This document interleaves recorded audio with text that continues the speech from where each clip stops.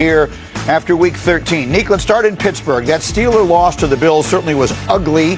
Was it a bad game or a bad sign? Oh, yeah, that's the easiest one you've given me. It's absolutely a bad sign. If it weren't for the fact that this division was completely a mess, they would be completely out of this. But, yeah, your quarterback gets his face broken. You can't really move the ball. Your defense gets run through. There's nothing about this to be positive. So bad that your future Hall of Fame coach is getting booed and chanted to fire. Like, I don't know. Is there something worse than bad sign? Because that is what is happening in Pittsburgh right now. Watching that game, it was bleak. It felt like the end of something, right? And so one wonders, could it actually be the end of one of the longest and most successful coaching tenures that we've seen in the league's history? That's not hyperbole.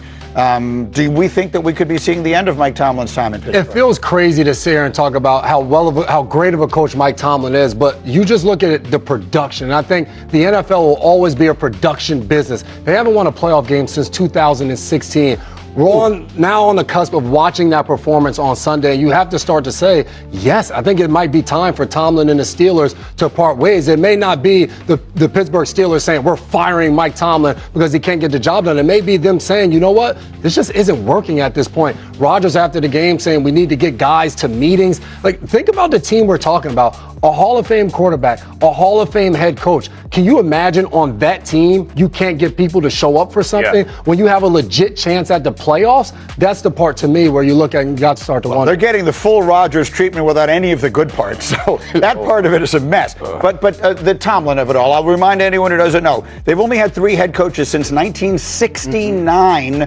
So these things don't happen often, but eventually they have to happen. He isn't going to be the coach there until the end of time. Right. Things end. And that's but I don't think the Steelers, they're chanting fire Tomlin. The Steelers are not going to fire Mike Tomlin. Right. They take great pride in being the organization that doesn't fire head coaches. Could they come to some sort of situation where he wants to try something, or they talk and like, hey, this isn't working anymore. Maybe it's time to move on. Mutual parting of ways. We hear that all the time. Rarely is it true, but it could be in a case like this. Look, they're still tied for first place, and if he has a losing season, it'll be the first one he ever had. Right. So I don't think he's in any trouble from their standpoint. But to the greater point, are we at the point where his message isn't connecting? Like, do you have to Andy Reid at the end in Philadelphia? Yeah, this to me is always like the double standard of coaching and play. Right? I'm just being real. Like, I think Mike Tomlin, there's a lot of great players that get cut, and there's a lot of really good players that get cut. Oh, you're just not you're not good for me anymore, right? But like when it happens to players, we're all like, oh yeah, it was time for him to move on. But like with coaches, we're going to live and die and be like, oh, he's so good, he's irreplaceable. Okay, like Vrabel replaced it, Ben Johnson. Like, there's a lot of coaches that are good coaches that may come in and give you a different perspective, and different things happen. What you do know is if the standard is a standard, which has always been preached, it's a long time. 2016 says a playoff win.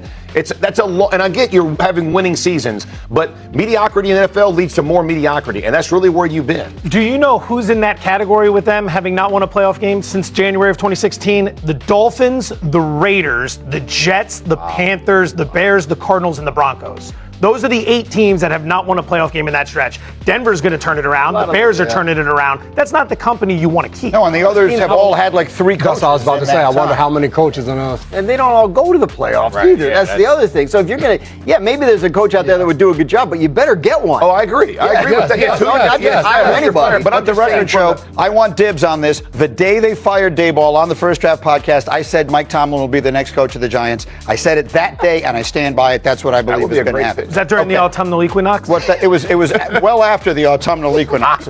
Okay, next one. The next bad game, bad sign. Jeff, it's your team. Colts lose again. Texans. Bad game, bad sign. Bad sign. I mean, when you look at the Colts and what they've done, that when they've played good teams, they have not played well. And the problem for the Texans, who wasn't really capable of running the football, they ran the football against them.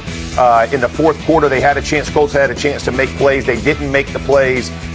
This was this is a bad sign to me, because again, it's kind of the same thing. When you shut Jonathan Taylor down, this looks like a completely different Colts team. And that's the problem, and that's kind of what you're seeing happen. Yeah, this team, it's scary. I think they'll still make the playoffs, but it's scary going forward because the expectations were getting higher and higher for this team. And when you have the injuries that they've just had, especially the Sauce, it's the big acquisition that's going to make their team able to play man coverage and compete in the playoffs, and your quarterback's leg is broken. It's really hard to be optimistic. Look at the schedule. I mean, they still have to play San Francisco, Seattle, the Jaguars twice, who they never beat, and Houston again.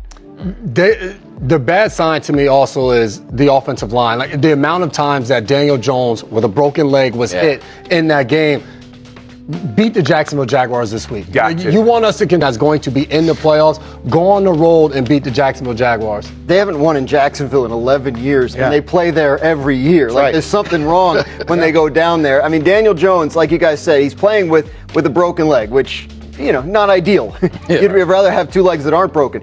But I think he's able to play, and I think he was able to hit some throws. Yeah. What he can't do is move around. And talking to people with the Texans about the game, they're saying, we felt like he's not going anywhere. So, that's helpful when you're a defense, obviously, and it was a big part of their success early in the season. So his athleticism is a huge part of his game. Yes, of Daniel Jones' game. Is there a wager connected to this one from our friends at DraftKings? Only one rush for one yard in that game. That's a big problem considering how much he runs. You can bet him to miss the playoffs. I think it's a good price. It's plus 235. $10 bet returns $23.50 in profit. You saw the schedule, which is daunting. You also have to recognize of the 8 wins they have this year, 2 came against teams with a winning record. 2. One was the Denver game where the leverage penalty at the end helped them. The other was the Charger game where that was the Charger C squad due to all the injuries that were out there. You're going to have to navigate this schedule. Now, all right, maybe you get the Jags 1 of 2. Sure, that Seattle game is going to be a real pain for them. The Niners, even though the defense is a problem, continue to find ways to win and the offense looks great. And then the Texans at the end of the season, it's a team this year that those 4 losses have come against the 4 good teams that they've played. Rams, Chiefs, Texans, and the Steelers caught them as well. Yeah. That could be the game. That last game at Houston could easily wind up being the one that decides the playoff. Let me just tell you, it's devastating for me to watch. It's like watching a train just go slow, and I'm just watching, and I feel. You feel me? I text you. You need a hug? I do. I do. And the hug jab. Good. And the flag that was thrown afterwards was on the offense. Yeah. Right. It was because they're fighting back about something that the ref is basically saying, tell your quarterback not to do this. That's right. Absolutely ridiculous thing, and you won't have this problem in the first place. I had every Giants fan. I tweeted about this last night when Jackson Dart did this. The Giants are fighting the wrong guy right there. You want to fight somebody, go grab Jackson Dart and say, dude, get out of bounds. Fans have believed that Christian Ellis on this play did something wrong. You are taught, especially as a linebacker, not only are you hitting people, you are a tone setter. This is early on in the game going against a lesser opponent. That is your opportunity to go and get a clean shot on their quarterback. If he's going to allow it, you damn sure better take it or you're going to be off the field. How many chances did you get to hit the quarterback that hard? Well, you're going to take it. If you're playing Jackson Dart, you're going to get a number of opportunities. But that's the thing. That's what he'll learn, right? Like on that play. It was 2nd and 13. Right. He was almost at, and I'm sure he's thinking first down. But what he's got to be thinking is, 3rd and 2 is fine outcome here, right? And so step out. But I think it's got to be a feel thing, right? That's got to come with his linemen over there defending him. They